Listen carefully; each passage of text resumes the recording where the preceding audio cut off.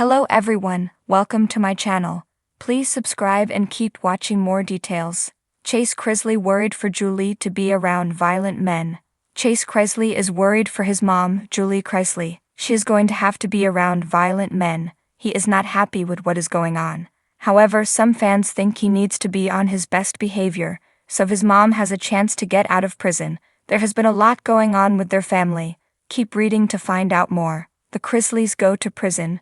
Todd and Julie Chrisley are currently in prison. This is for tax evasion and fraud. Savannah gained custody of her two younger siblings, Chloe and Grayson. Fans were shocked when this came out. However, Julie has a chance to go home. They decided that they did not have enough evidence to prove she was involved. She has a resentencing hearing on September 25. This is her one chance to get out sooner and go home.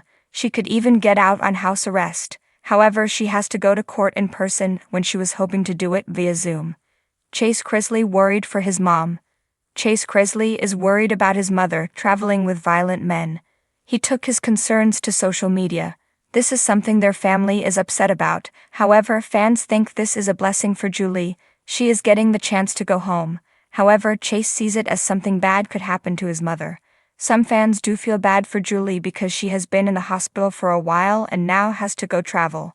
Regardless, fans are hoping she gets let out. It seems as though Chase thinks her going across the country is going to be dangerous.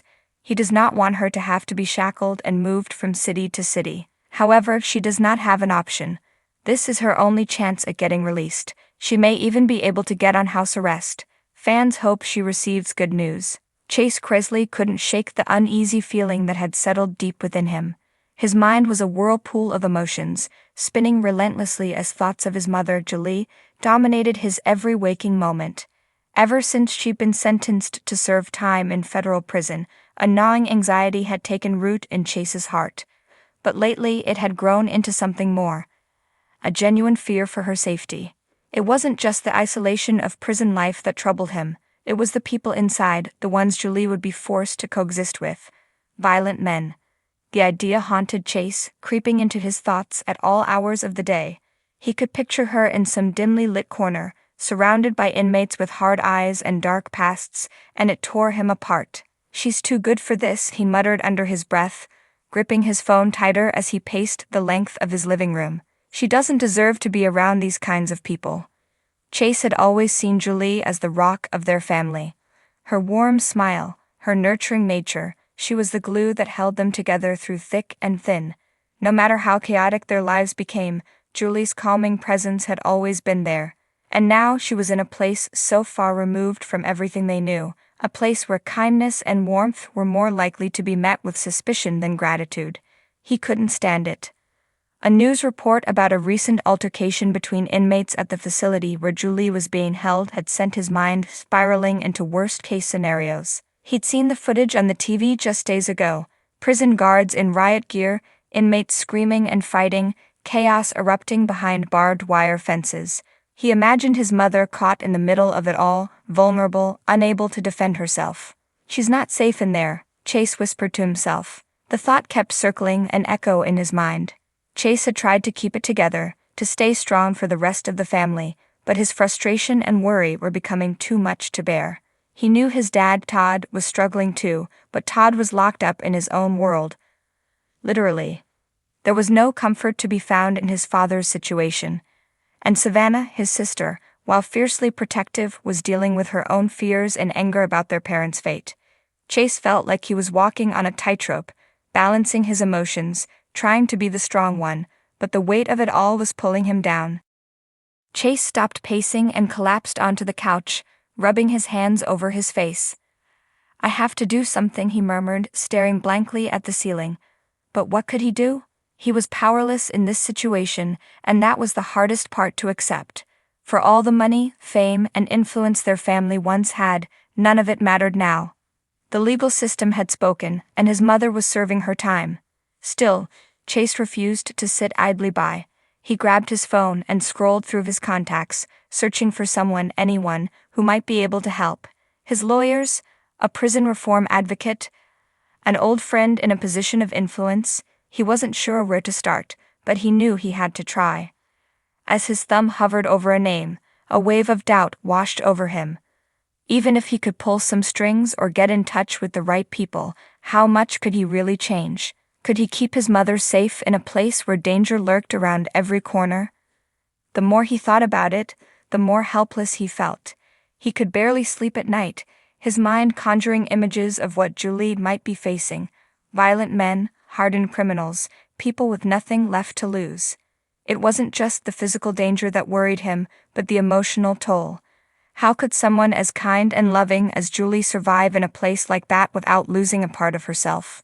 Chase's phone buzzed, snapping him out of his thoughts. It was a text from Savannah. "Hey, are you okay?" He stared at the screen for a moment before typing a quick reply. "No. I'm worried about Mom. We need to figure out something." Savannah's response came almost instantly. "I know.